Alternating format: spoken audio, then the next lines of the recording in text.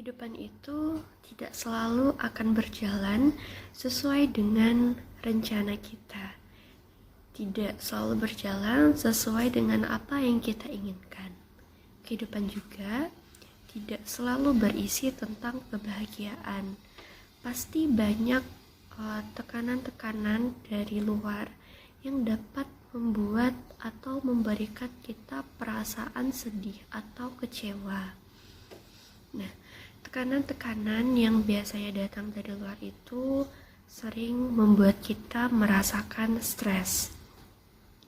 Pasti teman-teman udah gak asing lagi ya dengan kata stres ini, karena setiap individu itu pasti pernah merasakan yang namanya stres. Nah, stres itu adalah kondisi atau reaksi tubuh saat kita mendapatkan ancaman, tekanan, atau situasi baru yang datang dari luar.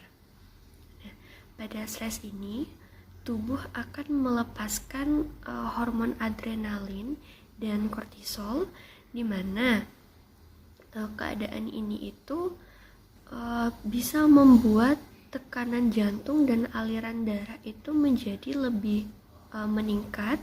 Terus pernapasan juga menjadi lebih cepat dan otot-otot merasa lebih tegang.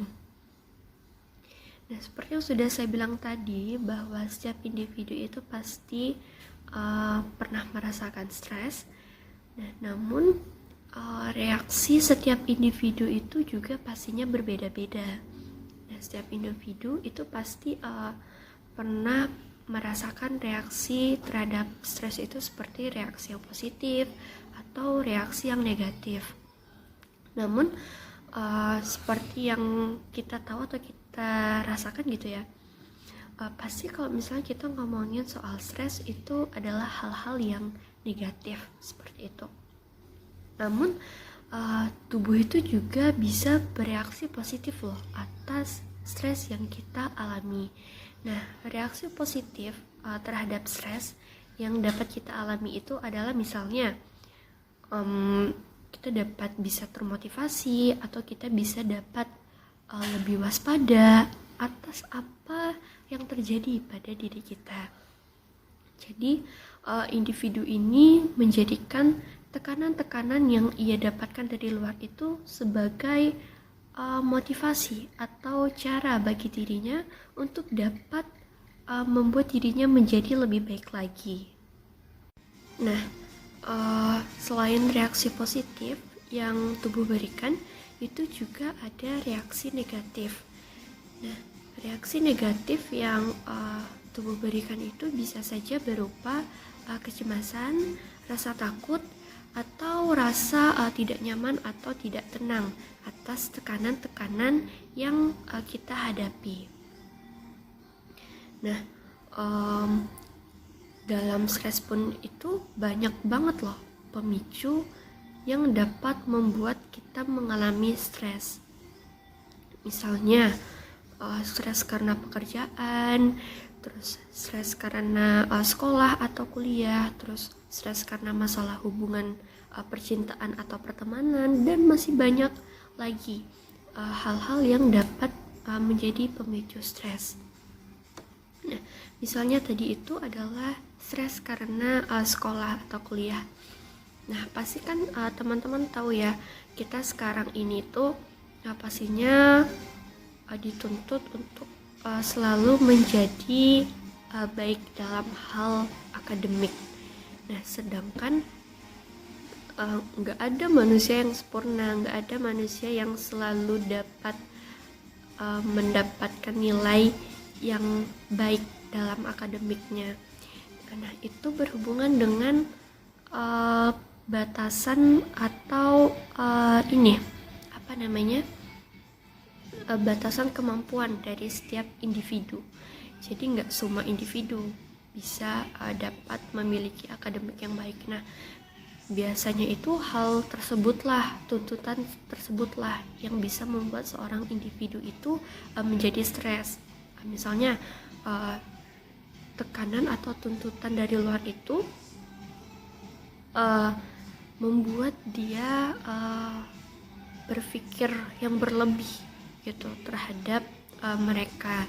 Gimana ya, mereka itu ingin aku mendapatkan nilai yang baik, ingin aku mendapatkan nilai yang bagus, tetapi aku juga memiliki batasan kemampuanku sendiri. Aku nggak bisa terus-terusan untuk mendapatkan nilai yang baik gitu. Nah, tuntutan seperti itulah yang dapat membuat individu itu menjadi stres karena terus-menerus memikirkan hal tersebut. Nah, walaupun stres itu merupakan hal yang wajar, stres itu merupakan hal alami yang pastinya dapat dirasakan oleh semua orang. Pada kenyataannya, stres itu bisa berdampak buruk atau negatif bagi individu yang mengalaminya jika stres tersebut itu berkepanjangan atau terus-menerus merasakan stres.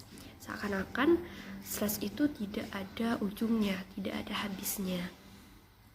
Nah, kenapa kok bisa berdampak buruk?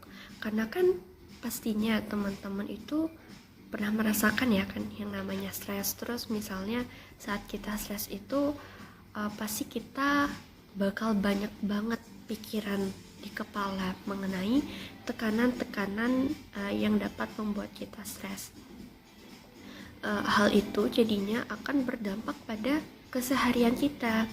Misalnya saat kita ingin melakukan aktivitas sehari-hari, yang sebenarnya aktivitas itu adalah aktivitas yang sering banget kita lakuin berulang-ulang. Namun karena stres ini kita itu jadi nggak fokus untuk melakukan aktivitas tersebut, karena fokus kita itu bukan hanya pada aktivitas tersebut, tetapi juga pada tekanan-tekanan yang membuat kita stres.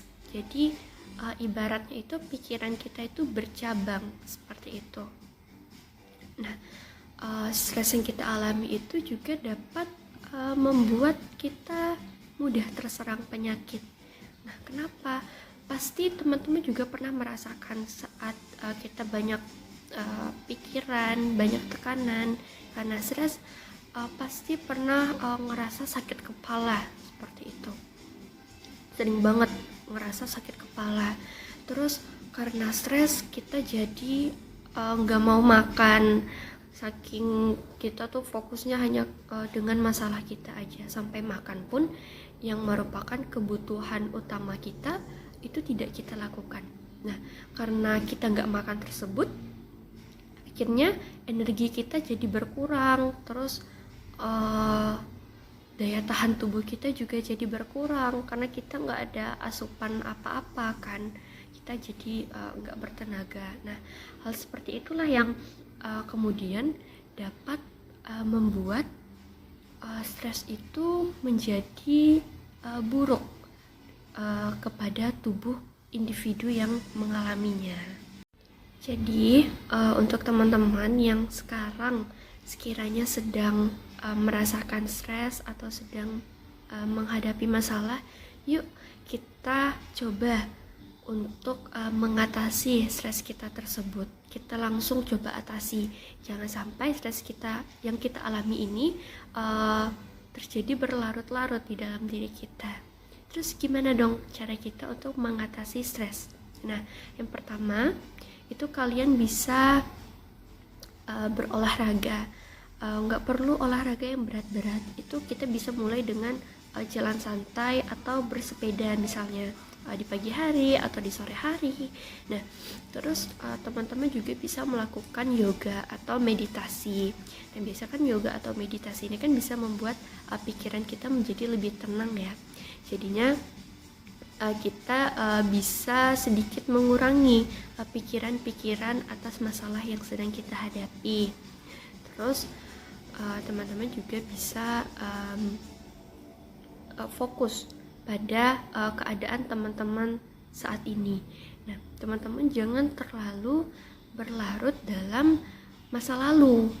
Nah, apalagi masa lalu tersebut adalah masa lalu yang dapat membuat teman-teman itu merasa sedih.